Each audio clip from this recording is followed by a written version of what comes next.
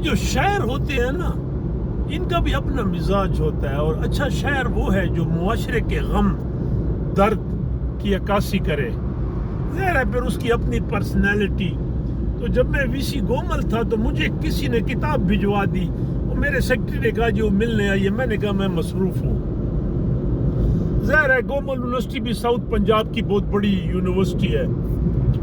تو اس نے لکھا تھا محترم میرا نام وی سی صاحب کے لیے، نیچے فرق بلوچ، اور اس کی تصویر بھی بڑی ایسے پیچھے لگی ہوئی تھی. تو میں نے ایک دن اس کو میں نے کہا وی سی سے ملنا چاہتا ہے، تو وہ آ گئی اور ساتھ اس کا بیٹا بھی تھا. ظاہر تصویر میں وہ ینگ لگتی تھی. اس کی پوئٹری میں بڑا درد تھا، اور وہ کہتی تھی جی مجھے آگے پڑھنے کا شوق تھا، میں ایم اے کروں اردو، مجھے نہیں پڑھنے دیا. مجھے انہوں نے باپ نے 9ویں میں میری شادی کر دی.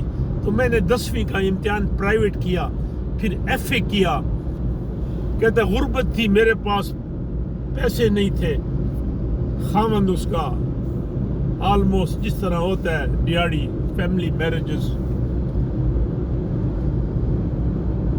اور اس کا ایک شعر تھا، وہ شعر یہ تھا، مدہو کیا اونے، مدہو کیا اونے تو پریشان تھی مفلسی. مدہو کیا اونے تو پریشان تھی مفلسی. اچھا ہوا کہ کول سے وہ بھی مکر گئے. مدہو کیا انہیں تو پریشان تھی مفلسی، اچھا ہوا کہ کول سے وہ بھی مکر گئے. اور ایسے بڑے شعر تھے اس کے.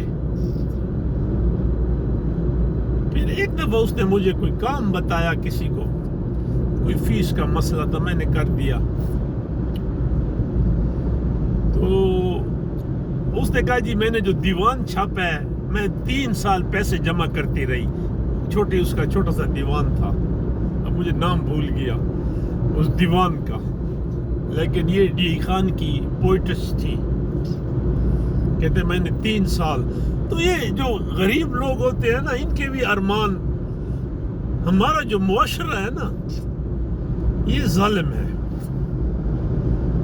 یہ ہمارے لیڈر کچھ نہ کرتے، لیکن ایسا ایک سکولنگ سسٹم دے جاتے جہاں غریب اور امیر کمپیریٹیولی سستے پڑھتے اور اچھے پڑھتے. کمپیریٹیولی فرق لیکن نہیں ہوا. ایک وہ سکول جو بڑے باپ کے بچوں کے لیے تھے، اور ایک غریب جن کا کوئی حال نہیں.